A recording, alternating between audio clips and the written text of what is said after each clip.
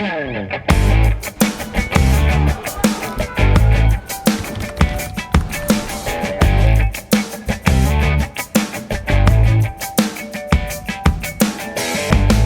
programa de hoje, vamos conversar com o senador pelo PT no estado de Pernambuco, Humberto Costa. Ele que também já desempenhou missões junto à própria área da saúde como ministro e conosco vai conversar um pouco sobre o contexto, a conjuntura nacional atual, esse momento de transição entre o governo de Bolsonaro e o próximo governo de Luiz Inácio Lula da Silva e ainda falar a respeito da montagem do ministério. Seja bem-vindo, senador Humberto Costa, ao nosso Espaço Cidadão. Bem, é um prazer poder estar com você, Robson, falar para todo mundo que acompanha o Espaço Cidadão. Uma alegria estar com todos vocês. Prazer tê-lo conosco, senador. E eu gostaria que, inicialmente, o senhor compartilhasse a sua visão em relação ao atual momento que o Brasil tem vivido, que passa pela questão da transição entre governos, sobretudo. Bem, eu acho que nós estamos vivendo um momento muito importante, que ao mesmo tempo é muito crítico, não é? A decisão do presidente Bolsonaro, dos seus apoiadores, de não acatarem o resultado das eleições, de questionarem a postura do Tribunal Superior Eleitoral, com desdobramentos graves, entre eles o pedido de intervenção militar feito à frente dos quartéis das Forças Armadas, não é? E agora as ações terroristas articuladas por grupos que fazem parte desses apoiadores. Então, isso é um lado. O outro lado é um lado de expectativa muito grande, tanto do ponto de vista internacional quanto do ponto de vista nacional. O país vive um momento de terra arrasada, o governo Bolsonaro conseguiu nos levar a uma situação impensável se nós avaliarmos a pujança econômica, social, política do nosso país, e, portanto, se trata de um processo de reconstrução nacional. Nesse sentido, então, é um momento também rico de muita expectativa e de muita esperança. E eu creio que a transição ajudou a mostrar realmente qual é a dimensão do problema que nós temos no nosso país hoje. É bem que na hora que se senta na cadeira, pega a caneta e começa a abrir o cofre, não é, senador? A gente começa a perceber que tem muito mais daquilo que a transição, dentro das suas limitações, foi capaz de captar, não é? Exatamente, até porque boa parte das informações que nós tivemos na transição, elas foram informações sobre as quais nós não temos absoluta certeza de que, não é nem de que sejam verídicas, é de que elas contenham todos os dados, todos os problemas que, de fato, cada ministério tem. Isso só vai ser possível conhecer a partir do momento em que nós chegarmos a cada ministério, nós viermos a fazer essa discussão, tendo nas nossas mãos, né, as informações mais precisas, né? Então, concordo com você que realmente o que nós podemos esperar é muito mais complexo do que aquilo que nós encontramos até agora. Sem dúvida. Senador Humberto Costa, em relação aos casos de terrorismo, né, que vem acontecendo por parte de bolsonaristas que não reconhecem o resultado da eleição, há uma preocupação muito forte com o momento da posse. Nós sabemos que há pessoas como essas que são capazes de qualquer coisa, de tentar matar outras pessoas, de tentar matar o próprio presidente da República. Que providências concretas estão sendo tomadas em relação a isso? E se há uma proteção também, restrições na própria Câmara, como já está havendo no Senado, né? E até porque que o presidente do Senado, Rodrigo Pacheco, não libera, a segurança não libera os nomes das pessoas que permitiram que um desses terroristas, que hoje está preso, a gente tenha conhecimento, o povo brasileiro tenha conhecimento de quem foi que autorizou a sua entrada. Sim, nós estamos cobrando permanentemente do presidente do Senado que nos repasse essa informação, que é de domínio da segurança, é de domínio do pessoal que trabalha no protocolo de entrada. e isso teve autorização por parte de algum senador. Não sei se foi por parte daqueles que organizaram aquele evento, não é? Mas o fato é que essas pessoas não entrariam sem ter, de fato, uma autorização. Isso. E nós vamos continuar insistindo nisso. Acredito que as medidas que estão sendo tomadas pelo Congresso Nacional para a posse do presidente, elas Sim. são satisfatórias para que nós possamos ter a garantia da segurança do presidente, dos ministros, dos parlamentares que lá estarão. Creio que também as medidas tomadas na posse dos ministros, né, também são medidas adequadas. Nesses últimos 2 dias, até por pressão da opinião pública e do próprio governo eleito, o presidente da República tem condescendido em viabilizar, por exemplo, a presença da Força Nacional na posse, que é algo muito importante, em atender a demanda para que a troca de comando das Forças Armadas pudesse acontecer já de imediato. E acho também que o ministro Flávio Dino está conduzindo muito bem esse processo, né? A Polícia Federal, como uma polícia de Estado, tem agido de forma adequada, e eu acredito que nós vamos, sim, ter um dia de paz, né? E esperamos que nos próximos meses também um tempo de paz no Congresso Nacional e na sociedade brasileira. Sem dúvida. E qual a reflexão que o senador Humberto Costa faz em relação aos ministros que têm sido anunciados pelo presidente Lula, diante da dificuldade, inclusive, de conciliar tantos partidos, tantas visões diferentes, né, que fizeram parte da costura que deu a eleição da Frente Ampla, que deu a eleição do presidente Lula? Bem, eu acho que é realmente uma operação muito complexa, não é? Afinal de contas, nós tínhamos uma expectativa, podia ser uma expectativa, de certa forma, um tanto, eu diria, um tanto otimista demais, mas nós acreditávamos que fosse possível que nós viéssemos a ter a eleição resolvida no primeiro turno.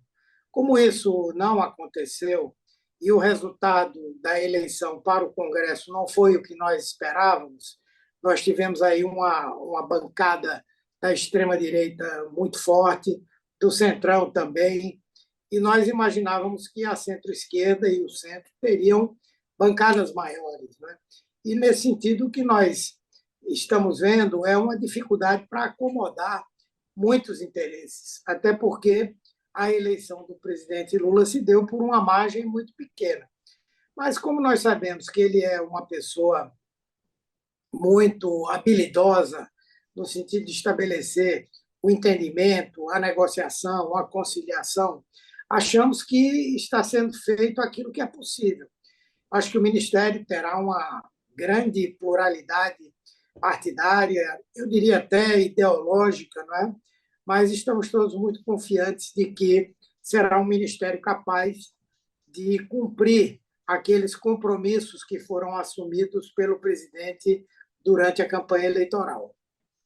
E qual seria, digamos assim, a ordem de prioridade, senador, dos compromissos assumidos pelo presidente Lula já na largada, em 2023? Por exemplo, 3 pontos que o senhor possa destacar que são fundamentais e a gente já vai começar, nesse ano novo de 2023, digamos, com esses tópicos, tendo prioridade na pauta.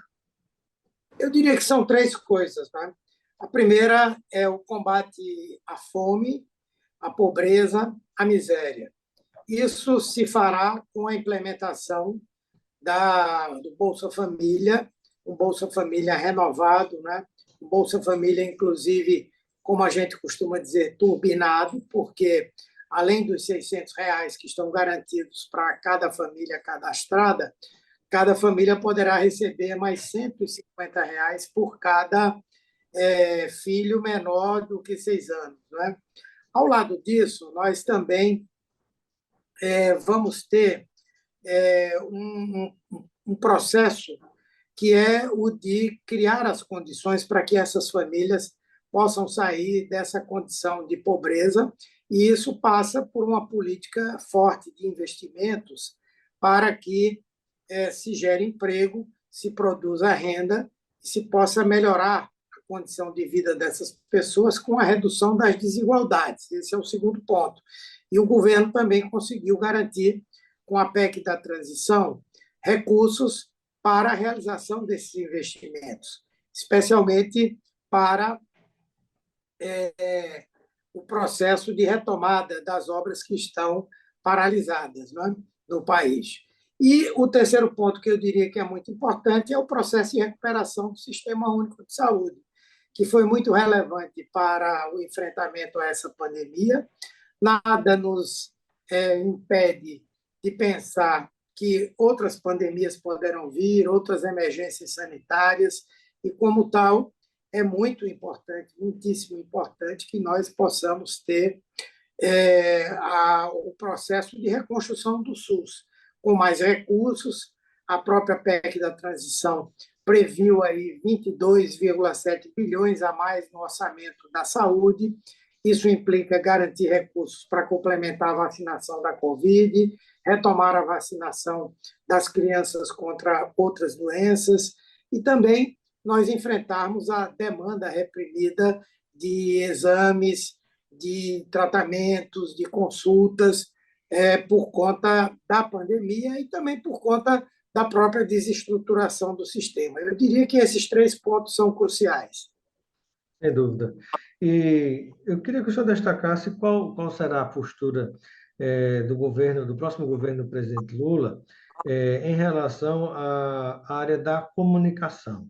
Nós sabemos que ninguém aqui vai jamais defender qualquer tipo de censura, de ataque à liberdade de imprensa, de expressão, de opinião, mas, na verdade, é necessário, sobretudo quando a gente pensa nas redes e mídias sociais digitais, que são plataformas, são empresas privadas, né, de redes de mídias sociais digitais, inclusive que são estrangeiras, e no caso do Brasil não tem nenhuma regulamentação, né? Em outros países do mundo já há uma clareza da necessidade urgente, né? Isso já tem sido implantado em vários países na Europa, nos Estados Unidos é o caso também, né? Para que se haja um controle, para que se haja responsabilização, por exemplo, em alguns casos, né? E que se evite a propagação, inclusive, das notícias falsas, as fake news, que atacam frontalmente a democracia. Eu gostaria de uma palavra do senador a respeito, medindo um pouquinho a sua expectativa em relação ao governo Lula nessa pasta, nessa área. Bem, hoje nós temos no Congresso Nacional um projeto de lei que está na Câmara. Ele é originalmente do Senado Federal e ele procura estabelecer algumas regras, né, para as plataformas de redes sociais e para, de certa maneira, impedir essa propagação de notícias falsas, de discursos de ódio. No Senado avançou bem, na Câmara dos Deputados ainda se encontra paralisado. O relator, o deputado Orlando Silva, né, não fez avançar esse projeto. Eu acredito que com o novo governo é provável até que o próprio governo lance mão de algum projeto que trate dessa temática, que certamente terá o projeto original do Senado apensado a ele, ou o contrário, que, como já passou pelo Senado, né, a prioridade é desse projeto.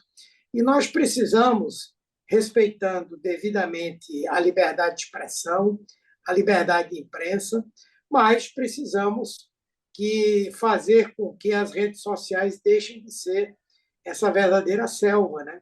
Onde tudo é possível, onde os ataques são fundamentais, onde se tenta, de todas as maneiras, propagar ideias de ódio, enfim.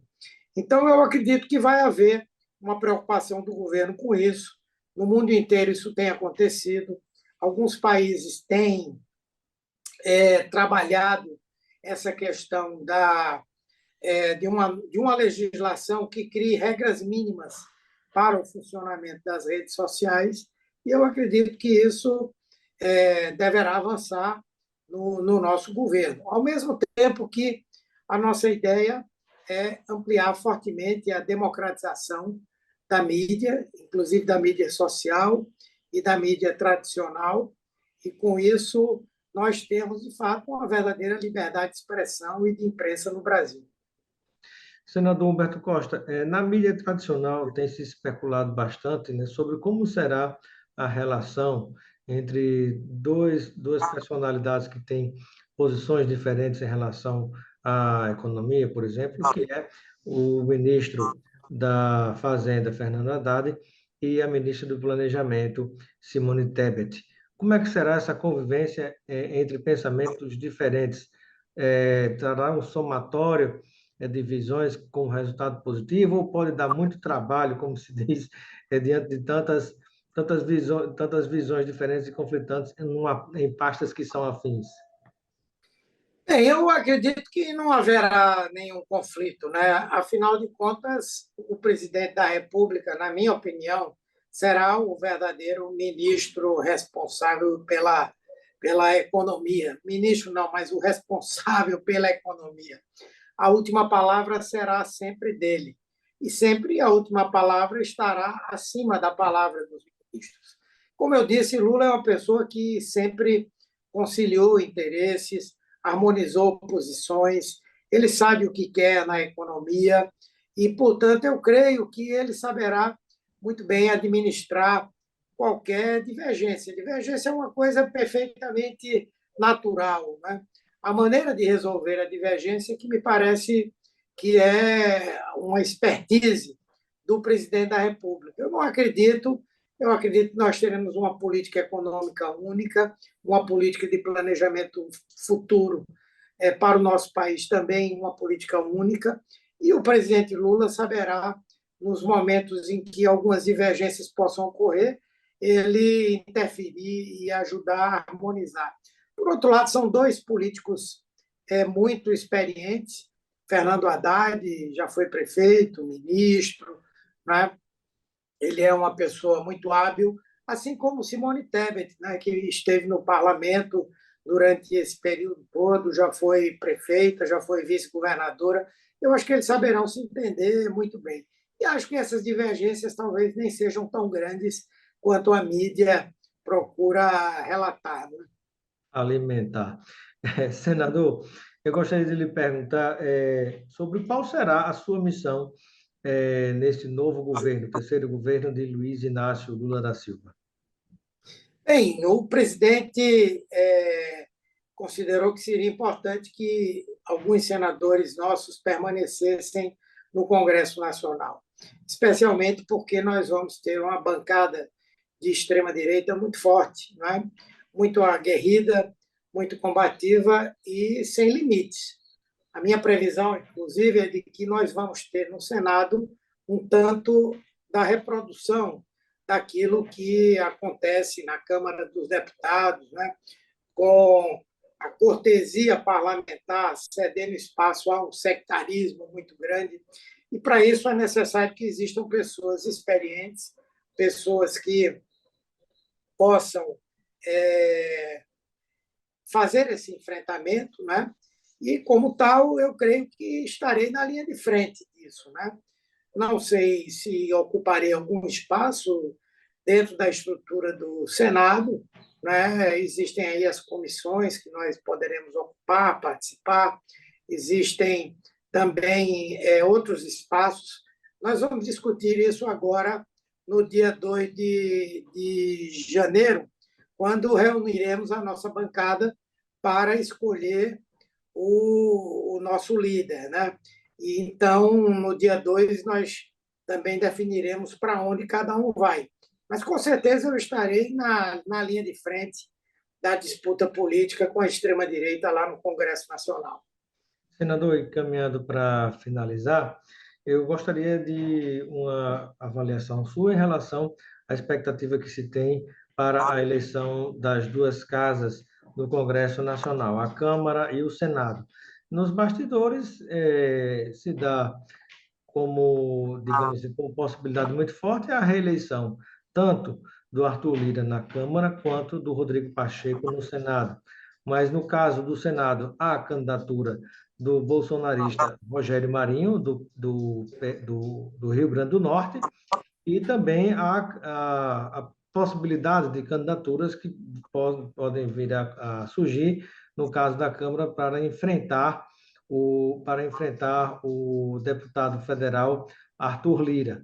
Né? Durante o momento, cogitou-se até a possibilidade do PT atuar mais incisivamente com a outra candidatura diante de uma tentativa de colocar-se com mais liberdade em relação aos trabalhos na Câmara e não ficar sob a pressão muito forte do próprio Arthur Lira. Então, para a gente caminhar para finalizar a nossa entrevista, uma avaliação do senador Humberto Costa em relação a esses dois processos eleitorais internos.